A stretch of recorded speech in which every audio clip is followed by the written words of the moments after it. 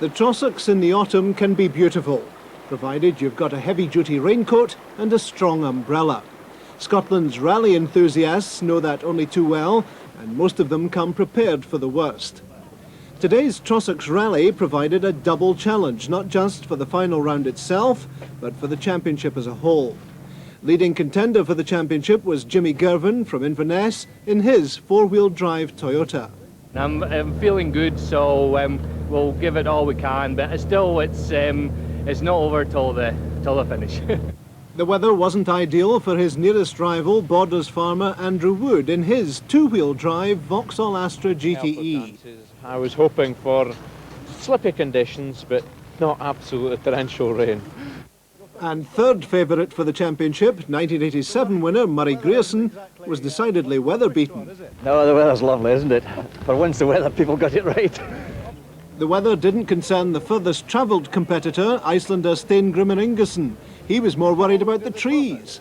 Well, I did the Hackle Rally, and I thought the Scottish forest might be similar roads to the roads in Iceland, although we don't have any trees there. And I just enjoyed it here. You enjoyed the Hackle.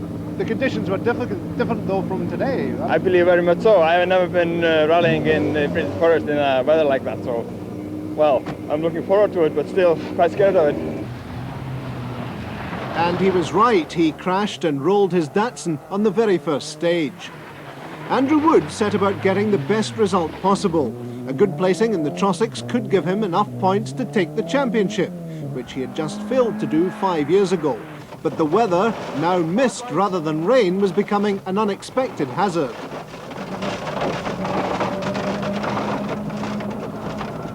Straight, fairly straight. Go on. It's all straight. Jimmy Girvan's luck was out. This front wheel puncture on the very first stage left him limping to the finish and losing valuable seconds. It dropped him down to 10th place, and even four-wheel drive couldn't beat the mist. Dalbeattie garage owner Stuart Robertson was giving the Metro 6R4 its last appearance in Scotland. His is the last and has been sold, but similar cars have won the previous 4 Trossachs events. Murray Grierson's rear-wheel drive Metro is powered by a Ford engine.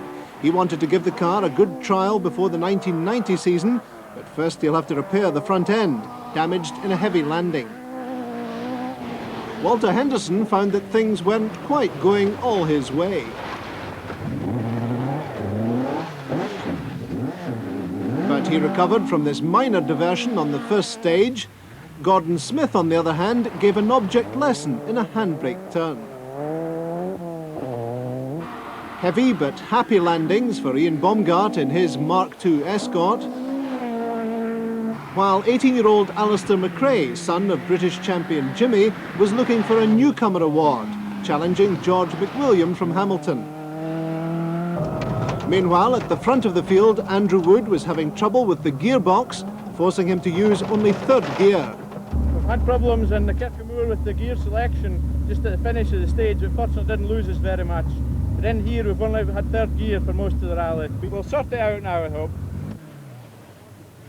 Murray Grierson was relatively happy in spite of the front end damage.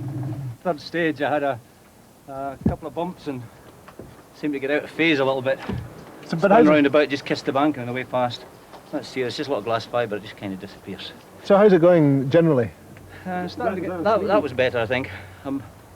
It's so much different from the Opel, and it's just after the last couple of events in the Opel, it takes a long time to get used to it again. And it's a thing you've got to rev so much more. The Opel was that torquey, this thing you've got to really keep it revving. I think that was better.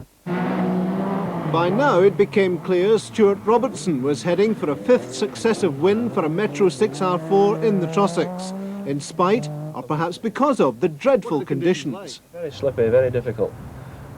Fog's an added hazard, but it's lifting a little since the last stage. So you're enjoying it generally though? Yes, aye. It suits the Metro. Jimmy Girvan's early puncture had been a major setback, but he'd regained some lost ground and he knew exactly what he still had to do.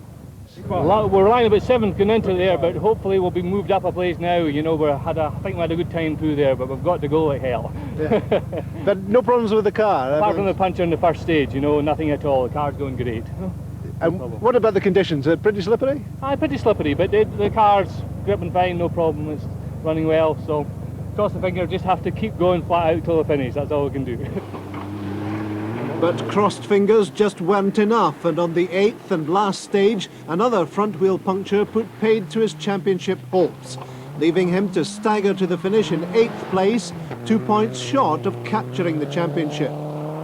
So a fine first place in the rally for Stuart Robertson by a margin of 18 seconds, even though he had a 2 seconds a mile penalty against the Group B car.